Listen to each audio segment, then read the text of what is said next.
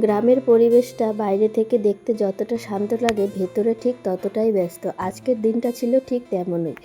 সকাল থেকে একের পর এক কাজ শেষ পর্যন্ত সব কিছু কীভাবে সামলালাম সেটাই আজকের ভিডিওতে তোমাদের সঙ্গে ভাগ করে নিচ্ছি। তো চলো দেখে নেওয়া যাক আজকের ভিডিওতে আমার সারা দিনের সব কাজকর্ম। তো দেখো, ঘুম থেকে উঠেই কিন্তু আমি চাটা খেয়ে যখন ফ্রেশ হয়ে যখন চাটা খেলাম, তারপরেই বাবা ডাকছিল ঘরের পেছন থেকে যে দাটা নিয়ে আয়। ছোটো মতো ভারী যে দাটা হয়, যেটাকে আমাদের এখানে হাত দাও বলা হয়। তো এই দাওটা দিয়ে পেয়ারা গাছটা আজকে কাটা হচ্ছে। আর এই পেয়ারা গাছটা কাটতে কিন্তু কারোরই ইচ্ছে ছিল না, অনিচ্ছাকৃতই পেয়ারা গাছটা কাটা হলো। তার কারণ হলো, তোমরা সবাই জানো আমরা যেখানে থাকি জলদাপাড়ার পার্শ্ববর্তী গ্রামে থাকি। তো সেখানেই প্রচুর হাতি টাতি বের হয়। তো পেয়ারা গাছটা থেকে রাতের বেলায় বাদুড় বসে, তো আর পেয়ারাগুলো এমনভাবে খায়, বড় বড় পেয়ারাগুলো গাছ থেকে চালের ওপরে পড়ে আর ধুমধাম শব্দ হয়। ঠিক সেই শব্দের জন্যই, ভয়ের জন্য গাছটা কাটা হয়েছে। কারণ এই শব্দতে এত ভয় লাগতো, মাঝে মধ্যে মনে হতো যেন কোনো দিকে হয়তো টিন বা ঘরের বেড়া ভেঙে ফেলছে, এরকম একটা ভয় লাগতো। তো দেখো, পেয়ারা গাছটা কিন্তু কাটা হয়েছে, গাছটা পড়েও গেছে। তো পাকা যে পেয়ারাগুলো ছিল সেগুলো সবাই নিয়ে নিচ্ছে, মোটামুটি পাকা বা আধ পাকা সবাই নিচ্ছে, নিয়ে খেয়ে নিচ্ছে। তো আমি কটা নিলাম, পাশের বাড়ির বৌদি কটা নিল, ওই যে দেখো ওরা এসেছে। তো সবাই মিলে কটা কটা করে নিয়ে যাচ্ছে। এখন নিয়ে আমি বাড়ি যাব, গিয়ে ঘরের কাজে লাগবো। গুড মর্নিং সবাইকে, and welcome back to Mousumi lifestyle. মৌসুমি লাইফস্টাইলের নতুন আরেকটি ভিডিওতে তোমাদের সকলকে স্বাগত জানাই। ভিডিও দেখতে দেখতে যদি ভিডিওর কোনো পার্ট ভালো লেগে থাকে তাহলে চ্যানেলটা সাবস্ক্রাইব করে দিও, আর লাইক কমেন্ট শেয়ার করে কিন্তু সবাই পাশে থেকো। আশা রাখছি ভিডিওটা ভালো লাগবে। তোমরা সবাই পাশে থেকো, জুড়ে থেকো, দেখতে থাকো, তাহলেই ভালো লাগবে। আর যদি মাঝপথেই ছেড়ে দাও তাহলে হয়তো ভালো লাগবে না। নতুন নতুন ভিডিও বানাই তো খুব বেশি দিন হয়নি। তো এরকমভাবেই নিজের মতো করে যতটা ভালো করে চেষ্টা করা যায় ততটা ভালো করেই চেষ্টা করছি, যেন তোমাদের সঙ্গে আরও সুন্দর করে ভিডিওটা শেয়ার করতে পারি। তো এটা হচ্ছে মাদের রুম, আর এই মায়েদের রুমে আমি প্রায় 20 দিনের বেশি হয়ে যাচ্ছে যে আমি ঘরটা পরিষ্কার করছি না। ঘরটা মা ওরা ঘুম থেকে উঠে সকালবেলা বিছানাটা তুলে রাখে।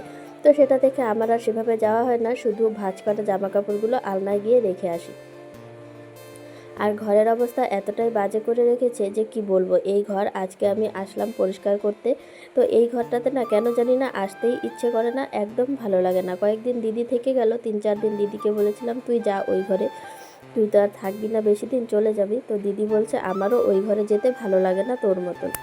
তো সেই একই রকম ব্যাপার হলো, ওরও যেহেতু যেতে ভালো লাগে না, আমারও যেতে ভালো লাগে না। তো দুজনেই আমার ঘরে বসেই আড্ডা হচ্ছিল। তো দিদিও চলে গেল গতকাল না 2 দিন হয়ে গেল দিদি চলে গেছে। আর এটা ভেবেই ভাবছি যে ঘরটার না জানি কি একটা অবস্থা করে রেখেছে, যাই ঘরটাতে গিয়ে দেখি। তো প্রায় 20-25 দিন পর ঘরে গিয়ে দেখি ঘরের যা অবস্থা, এরকম অবস্থা এই ঘরে থাকলে মানুষ দেখে ছি বলবে। তো আলনাটাকে দেখো এদিকে টেনে এনেছিল, ইঁদুরের অত্যাচারে ইঁদুর তো চলে গেছে, এখন তো আলনাটাকে ঠিক জায়গায় রাখতে হবে, সেটাও মা রাখেনি। আর এই যে পাটিটা পেতে মা রোজ দিন নিচে শয়, ফ্লোরে ঘুমিয়ে থাকে। এই যে বাজে অবস্থা দেখে আর কি বলবো। টি টেবিলের একটা চাকা ভেঙে গেছে, জানো তো। এর থেকে দুঃখজনক ঘটনা হয়তো আর হতে পারে না, আর ভাঙবেই না বা কেন। এত ছোট একটা টি টেবিল এত বড় বড় ধকল সামলেছে যে কি বলবো। তো টি টেবিলটাকেও জায়গায় রাখতে হবে। চাকা তো যেহেতু ভেঙে গেছে, সেক্ষেত্রে টানাটানি করতে খুব অসুবিধা হয়। বাজারে এক্সট্রা চাকা পাওয়া যায় কি না সেটা তো জানি না, দেখতে হবে, দেখে কিনে আনতে হবে। তো এখানে সব দেখো মোটামুটি আমার ঘরটা গোছগাছ হয়ে গেল। শোকেসটা মোছা, সঙ্গে ড্রেসিং টেবিল ছিল। ড্রেসিং টেবিলটা পরিষ্কার করতে তো আমার অনেকটা সময় লেগেছে, প্রায় 20-25 মিনিট সময় লেগে গেছে এই জিনিসগুলো সবগুলো ঠিকঠাক করে গোছগাছ করে রাখতে। আর এতটা সময় যদি আমি গোছগাছের পেছনে কাটিয়ে দিই আর তোমাদের সঙ্গে শেয়ার করি তাহলে তোমাদের নিশ্চয়ই বিরক্ত লাগবে। আর জানো তো, আজকে আমাদের ছাগলটা হারিয়ে গেছে। এই যে আমি এখানে ঘর ঝাড়ু দিচ্ছি, ঘর ঝাড়ু দিয়ে তারপর বেরোবো ছাগলিকে খুঁজতে। ও যে কোথায় চলে যায় ওই জানে। তো ছেড়ে দেওয়া হয়েছিল, ঘাস খাওয়ার জন্য প্রচুর কান্না করছিল। তো এখন ঘর দোর পরিষ্কার করে তারপর ওকে গিয়ে নিয়ে আসবো। ঘর পরিষ্কার করে দেখো এত সব বের হলো, তবুও বিছানা চৌকির নিচটা এতটা ভালো করে আমি পরিষ্কার করতে পারিনি যতটা ভালো করে পরিষ্কার করার দরকার ছিল। সেটা আমাকে অন্য কিছু দিয়ে পরিষ্কার করতে হবে। ঝাড়ুটা একটু খাটো হয়ে গেছে, যতদূর পর্যন্ত আমার হাত যাওয়া দরকার, পরিষ্কার করা দরকার, ততদূর পর্যন্ত আমার হাত যায়নি। তাই তো ঘর ঝাড়ু দিয়ে এতগুলো জাবড়া বেরিয়েছে, যেগুলো দেখে তো আমার মাথাই খারাপ। এরকম একটা অবস্থা, মা নিজের রুমে এসে থাকবে, ঘরটা পরিষ্কার করবে, সেটাও না। মায়ের নাকি এই রুমে আসতেই ইচ্ছা করে না, বলো তো দেখি এবার। এটা কোনো কথা? নিজের রুমে আসতে ইচ্ছে করে না, এরকমও হয় নাকি? মানে আমি এরকমটা কখনো ভাবিনি যে মাও এরকম হয়ে যাবে, যে আমার রুমেই সারাক্ষণ থাকে, বসে থাকে, হাওয়া খায়, সেটাই স্বাভাবিক, থাকবে, গল্প করবে, কিন্তু নিজের রুমে যে আসতে ইচ্ছে করে না, এটাই একটা অবাক করা বিষয়। তো যাই হোক, ঘরদোর কিন্তু আমার একদম পরিষ্কার করা হয়ে গেল। এখন দেখো আয়নাতে একটু দেখা যাচ্ছে, আর ওই যে দেখো আমার দাদু আর ঠাকুমার ছবি, ছোট্ট, অনেক দিন আগেকার। ঘরদোর সব গোছগাছ হয়ে গেছে। তারপর এসেছিলাম জমির দিকে। দেখো এখন কিন্তু আমাদের গ্রামটা দেখতে খুবই সুন্দর লাগছে। আর এই যে সব থেকে দুঃখের কথা হলো, ডান সাইডে যে আমাদের জমিটা রয়েছে, যে জমিতে 2 দিন হলো ধান লাগানো হয়েছে, কিন্তু ধান সব জলের নিচে ডুবে আছে। আর আমাকে দেখো, মনে হচ্ছে না আমি এখনই ঘুম থেকে উঠে এসেছি। আমার না ফেসটার অবস্থা খুব খারাপ হয়ে যাচ্ছে, জানি না কেন এরকম হচ্ছে। স্কিনটা মাঝে খুব সুন্দর হয়েছিল, এখন আবার একটু ড্যামেজ হয়ে যাচ্ছে। তো কেন জানি না এরকম হচ্ছে। আর আজকে মাথাটাও একটু ব্যথা ব্যথা করছে। বাড়িতে যাই, গিয়ে দেখি কি করা যায়। ছাগল যাচ্ছে আমার আগে আগে, তো পেছনে ঢেঁকি শাকগুলো দেখে এতটা মন চাইলো যে ঢেঁকি শাকগুলো আমি তুলছি।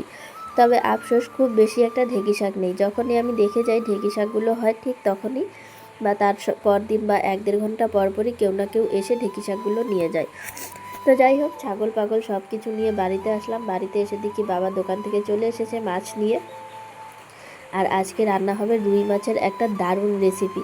তো এই যে তার জন্য রুই মাছটা আমি এখানে রেডি করছি, হলুদ নুন মাখিয়ে সব কিছু রেডি করব। মা কিন্তু রান্না করবে, আমি জাস্ট পাশ থেকে একটু হেল্প করব। তো এই হচ্ছে রুই মাছের 5 থেকে 6খানা পিস, আরও রয়েছে 2-একটা, সেগুলো আলাদা করে একটা শাক রান্না করবে, তো সেটার জন্যই ব্যবহার করা হবে। তো মাছের ডিম রয়েছে, আর সেই পিসগুলো দিয়ে সেই মানে শাকটা রান্না করবে, মানে টক শাক একটা আছে যে শাকটা রান্না করবে। মাছ এখানে মাখানো হয়ে গেছে, আর এই যে সব কিছু রেডি করা হয়েছে। আর আলু আর সুজি কচু দিয়ে একটা তরকারি হবে, আর এই হচ্ছে সেই টক শাকটা। সব কিছু রান্না হবে এখন। তো মা রান্না বসাবে। আর তোমরা যদি রুই মাছের সেই ধামাকার রেসিপিটা দেখতে চাও, তাহলে অবশ্যই কিন্তু আমার মিনি ব্লগে ভিজিট করো। মিনি ব্লগে আমি তোমাদেরকে সঙ্গে রেসিপিটা শেয়ার করে দেবো। এত সুন্দর রেসিপি আমি তো আগে বানাইনি বা খাইও নি, তোমরা আগে বানিয়েছি কিনা সেটাও জানি না, তবে না দেখলে মিস করবে। সুন্দর একটা রেসিপি রয়েছে। আর এই যে দেখো, সেই টক শাকটা কিন্তু মা মাছের মাথা, মাছের ডিম, আরও এক্সট্রা যেগুলো ছিল সব কিছু দিয়ে রান্না করেছে, আর ডাল দিয়ে মাছের মাথা দিয়ে রান্না করেছে। আর ছিল সেই রুই মাছের ধামাকা রেসিপিটা। আর এই যে দেখো খড়ি উঠোনে, এখন ভেবেছিলাম স্নান দান করে আগে খাওয়া দাওয়া করব, কিন্তু না, আকাশের অবস্থা খুব খারাপ, কালো হয়ে আসছে আকাশটা চারিদিক থেকে। তো এখন আমি খড়িগুলো তুলব, খড়ি তুলে উঠোন ঝাড় দিয়ে স্নান করে তারপর খাওয়া দাওয়া, তার আগে নয়। আকাশের অবস্থা খুব খারাপ, খুব মানে খুব খারাপ। তো এখানে বাবার সঙ্গে কী নিয়ে যেন কথা বলছিলাম, তো হাতটা এরকমভাবে দেখালাম যে এরকম একটা জিনিস রয়েছে, তো জানি না, আমার ঠিক মনে নেই এখন। আর মা দেখো ঘর ঝাড়ু দিচ্ছে, এখন বাবাকে দিবে খেতে। আর আমি তো এদিকে খড়ি তুলছি। আকাশের অবস্থাটা খুব কালো হয়ে রয়েছে বর্তমানে, তবে একটু পরেই আবার পরিষ্কার হয়ে যাবে, সেই জন্য আমি খড়িগুলো রেখে দেবো। মানে মা বলছিল খড়িগুলো রেখে দিতে একটু পরে তোলার জন্য, কিন্তু খড়িগুলো তোলা বাদ দিয়ে কিছুটা সময় বসতেই দেখি আকাশটা আবার কালো হয়ে আসছে। তখন আবার প্রচুর তাড়াহুড়ো করে খড়িগুলো তুলে পরিষ্কার করেছিলাম। অনেকগুলো খড়ি এখানে রয়েছে। আমি মাকে একবার বারণ করেছিলাম যে দিতে হবে না খড়িগুলো রোদ্রে, আজকে আকাশটা খুব একটা ভালো নয়। তো মা তবুও দিল। আরও অনেক কিছু দিতে চেয়েছিল, যেটা আমি বারণ করেছি বলে দেয়নি। তো এই যে হচ্ছে খড়ি তোলা। আর এই খড়ি তোলা এতটা কষ্টের কাজ না, কি বলবো, আমার খুব বিরক্ত লাগে এই কাজগুলো করতে গিয়ে। তো এই যে আকাশটা এখন কিন্তু মোটামুটি পরিষ্কার, দেখো রোদও রয়েছে, সে কারণেই আমি বাদ দিয়ে দিয়েছিলাম। কিন্তু খানিকক্ষণ যেতে না যেতেই দেখি এত কালো হয়ে এসেছে যে তাড়াহুড়ো করে খড়িগুলো তুলে আগে উঠোনটা ঝাড়ু দিয়ে দিচ্ছি। আর এখন যদি উঠোনটা ঝাড়ু না দিই, তাহলে আর উঠোন ঝাড়ু দেওয়া হবে না, কারণ কখন বৃষ্টি আসবে কোনো ঠিক নেই। তো এই যে আমি উঠোনটা ঝাড়ু দিতে এসেছি। আর দেখো বারান্দার এদিকে সিঁড়ির এখানে, মানে বারান্দার ওয়ালটা কীরকম শ্যাওলা পড়ে কালো হয়ে গেছে। এরকম কালো হলে খুব বাজে লাগে দেখতে। তো এটা অনেকবার পরিষ্কার করা হয়েছে, যদিও পরিষ্কার হচ্ছে না। আর গোয়ালঘরের ধার, তুলসীতলা, এগুলো তো একদমই লেপা হচ্ছে না। তুলসীতলা তো লেপাই হবে না যতদিন না আমাদের অসুচ উঠবে। তো কালকে ভাস্তিকে দেখতে যাওয়ার কথা আছে, বাড়িতে নিয়ে এসেছে, জানি না যেতে পারবো কি না। আকাশের যে অবস্থা, গেলেও সকাল সকাল গিয়ে দেখে চলে আসবো, আর তোমাদেরকেও দেখাবো আমাদের ভাস্তি কীরকম হয়েছে। তো তাড়াহুড়ো করে উঠোনটা ঝাড়ু দিচ্ছি, প্রচণ্ড বৃষ্টি আসবে, 1-2 ফোঁটা করে পড়ছে। তো এখন আর বেশি সময় নেই, 2-3 মিনিটের মতন লাগবে এতটুকু জায়গা ঝাড়ু দিয়ে পরিষ্কার করে ফেলতে। ঝাড়ু দিতে না দিতেই বৃষ্টি শুরু হয়ে গেছে। এদিকে দেখো টিপটাপ করে বৃষ্টি পড়ছে, ঝাড়ু দেওয়াটা জাস্ট কমপ্লিট হলো আর বৃষ্টিটাও জোরে জোরে পড়া শুরু হলো। কিন্তু আমাদের ছাগল এখনও বাড়িতে আসেনি। আবার ছেড়ে দেওয়া হয়েছিল, এত চিল্লাচ্ছিল, ও এখনও বাড়িতে আসেনি। তো এখন জোরে বৃষ্টি পড়বে, ও আসবে। আর ওর বাচ্চা দেখো ঘরের দরজায় বসে কিন্তু ডাকছে ওর মাকে। তো বৃষ্টি এদিকে পড়ুক, আমি স্নানটা সেরে এসে আগে ভাত খেতে বসি। প্রচুর খিদে পেয়েছে। আর এই যে দেখো মাছটা যে দেখতে পাচ্ছ, আজকে হচ্ছে কাঁচা রুই মাছের তরকারি, মানে এটাই হচ্ছে স্পেশাল মেনু, স্পেশাল রেসিপি, যেটা আমি মানে মাকে বলেছিলাম এভাবে এভাবে, তো মা এভাবে এভাবে রান্না করেছে। আর খেতে যা হয়েছে না, সেটা আর কি বলবো। সঙ্গে ছিল টক শাকটা, সেটাও অসাধারণ হয়েছে খেতে। অনেক দিন পর টক শাকটা এত টেস্ট লাগলো। তো সব মিলিয়ে আজকের রান্নাটা একদম অসাধারণ হয়েছে, মানে জাস্ট ওয়াও। এরকম করে তো আগে খাইনি। তো আজকের ব্লগটা তোমাদের সবার কাছে কেমন লেগেছে অবশ্যই কিন্তু কমেন্টে জানিও। ভিডিওটি ভালো লাগলে লাইক কমেন্ট শেয়ার করতে ভুলো না, আর সাবস্ক্রাইব করতেও কেউ ভুলে যেও না। তো আজকের মতন সবাইকে টাটা।